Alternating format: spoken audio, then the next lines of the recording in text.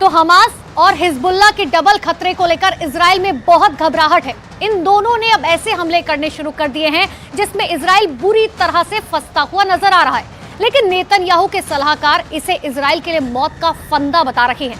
हालांकि इजराइल की बात करें तो इजराइल के पास अब दो विकल्प बचे हैं, या तो वो सीज फायर कर दे या फिर इस युद्ध को लंबे वक्त तक लड़ने के लिए तैयार रहे। लेकिन इजराइल सीज फायर करना नहीं चाहता। लेकिन सबसे बड़ा सवाल यह है कि लंबा युद्ध लड़ने के लिए उसके पास अब हथियारों की कमी भी होने लगी है और हमास अब इसी बात का फायदा भी उठाने लगा है।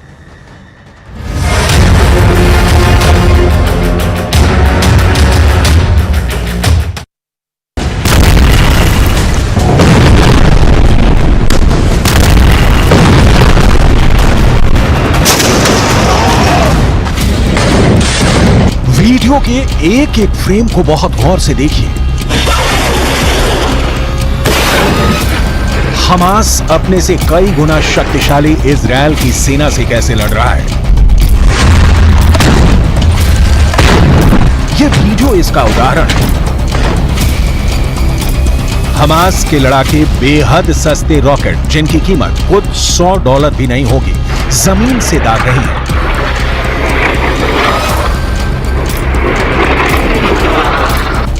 इतना सस्ता और जुगाड़ का रॉकेट हमास ने तैयार किया है कि इजरायल भौंचक्का है। इन सस्ते से रॉकेट के लिए इजरायल को अपने लाखों डॉलर की मिसाइलें खर्च करनी पड़ रही है, क्योंकि गाजा की ओर से आया एक तिनका भी इजरायली डिफेंस के टारगेट पर है और वो इजरायल की सीमा में दाखिल हो उससे पहले नस्तो नाबूद किया जाना जरूरी है।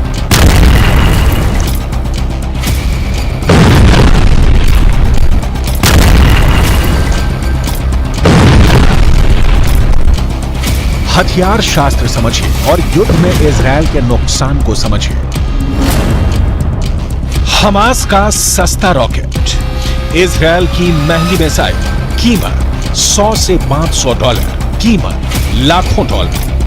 इजरायली खुफिया एजेंसी और इजरायली एयरफोर्स की सारी ताकत इन जैसे बेहद कमजोर और हल्के रॉकेट को रोकने में लग रही है। हमास के अल कुद्स ब्रिगेड ने ऐसा ब्रेन लगाया है कि इजरायल की परेशानी बढ़ गई है। यहां आपको हमास के अल कुद्स ब्रिगेड के बारे में जरूर जानना चाहिए, क्योंकि इजरायल के खिलाफ हमास की लड़ाई में अल कुद्स ब्रिगेड फ्रंट लाइन पर लड़ रहा है।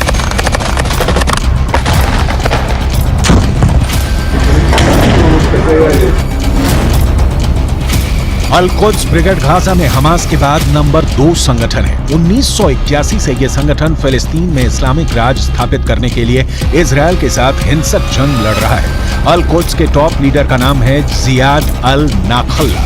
ये खुद सीरिया की राजधानी दमिश्क में रहते हैं, लेकिन वहीं से अपने लड़ाकों को ऑर्डर देते रहते हैं।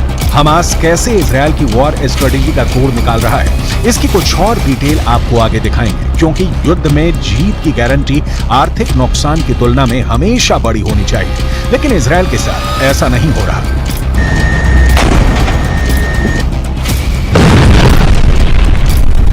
युद्ध में इजरायल को इतने बड़े पैमाने पर अपने संसाधनों और हथियारों का इस्तेमाल करना पड़ रहा है कि अमेरिका से अब इनकी सप्लाई शुरू हो गई है। ठीक यही किस्सा यूक्रेन में भी हुआ था। दरअसल यूक्रेन में यूक्रेन की सस्ती मिसाइलों के खिलाफ रूस को अपने करोड़ों डॉलर की मिसाइलों का इस्तेमाल करना पड़ रहा था। हमास के सस्ते रॉकेट के खिलाफ इजराइल अपने महंगे मिसाइलों का इस्तेमाल कर रहा है, यानी गाजा को जलाने की कीमत इजराइल को भुगतनी पड़ रही है। इजरायल ने इससे बचने के लिए आसमान में अपने सबसे खतरनाक परिंदे में से एक को पिंजरे से बाहर निकाला है। इस परिंदे वाले हथियार की जरूरत इसलिए पड़ी क्योंकि इजरायल पर हमले के बाद हमास के लड़ाके सुरंगों में छिप जाते हैं, जिसकी वजह से इजरायल की सेना को उन्हें ठिकाने लगाने में परेशानी होती है। हमास ने गाजा में करीब 500 किलोमीटर लंबी सुरंगें बना रखी हैं।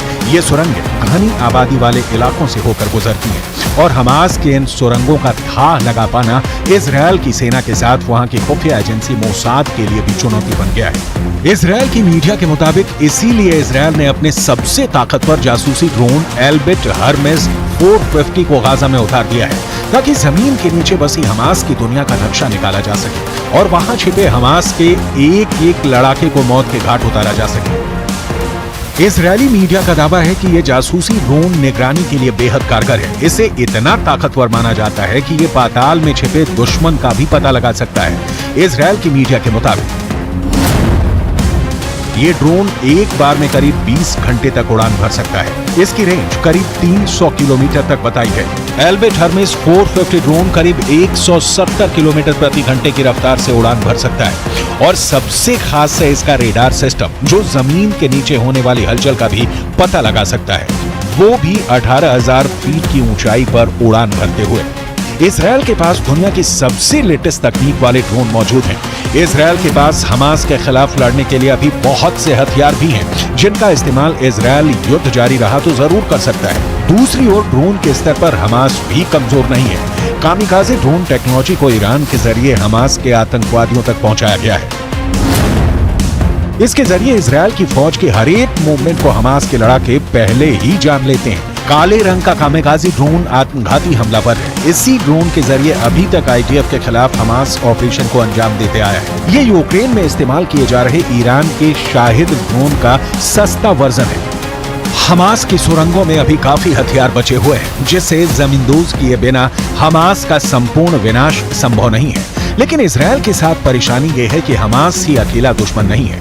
लेबनान के हिजबुल्लाह भी हैं, यमन के हूथी विद्रोही भी हैं, जिनकी ओर से हमास के समर्थन में इजरायल पर मिसाइलों और रॉकेट से हमले हो रहे हैं। हालात इतने बदतर हैं जैसे कभी भी किसी भी वक्त तीसरा विश्व युद्ध भड़क उठे।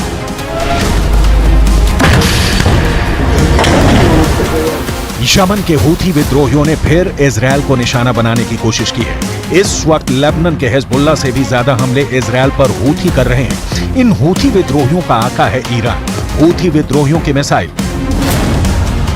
लाल सागर से होती हुई दक्षिणी इजरायल के एलट शहर में गिरने वाली थी, लेकिन इजरायल ने लाल सागर से आती हुई उन बैलिस्टिक मिसाइलों को मार गिराने का दावा किया, क्योंकि दक्षिणी इजरायल के एलट शहर में उसका एरो 3 मिसाइल डिफेंस सिस्टम तैनात है, जिसने हूथी विद्रोहियों की मिसाइलों को पहचान कर मार गिराया।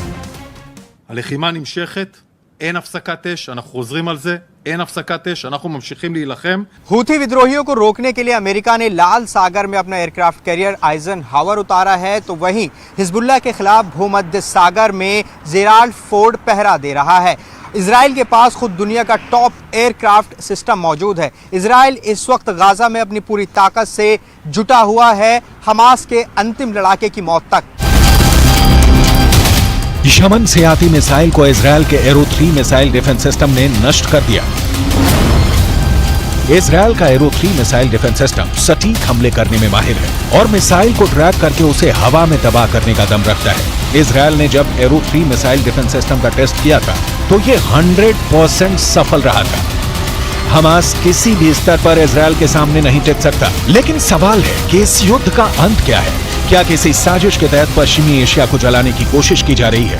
क्योंकि इस वक्त जो साफ दिख रहा है वो ये कि गाजा की आग में आम फिलिस्तीनी मर रहे हैं, लेकिन उस आग में कई दूसरे देश हाथ सेक रहे हैं। दरअसल रूस, ईरान और चीन ये तीनों नहीं चाहते कि माहौल शांत हो, क्योंकि इन तीनों देशों को पता है कि पश्चिम एशिया उनके दुश्मन अमेरिका की कमजोर कड़ी है और इजरायल की वजह से अमेरिका दुनिया में अलग थलग पड़ता जा रहा है, क्योंकि गाजा में जो कुछ हो रहा है उसके लिए अमेरिका को भी जिम्मेदार ठहराया जा रहा है।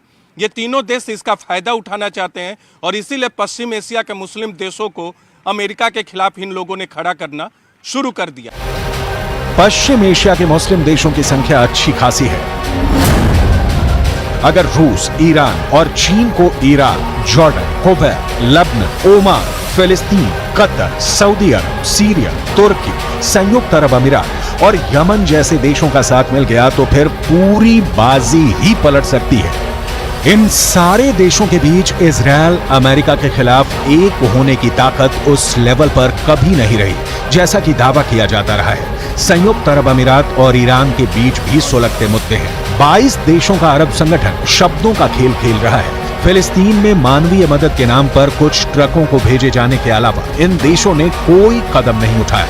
ईरान के राष्ट्रपति इब्राहिम रईसी अपने शब्दों से ही परमाणु युद्ध छेड़ते रहे हैं। जमीन पर उनका एक भी शब्द सही नहीं उतरा है। युद्ध में कमजोर का मारा जाना तय है और हमास इजरायल से बहुत बहुत बहुत कमजोर है। लिहाजा गाजा जल रहा है। धू कब तक जलेगा कोई नहीं जानता।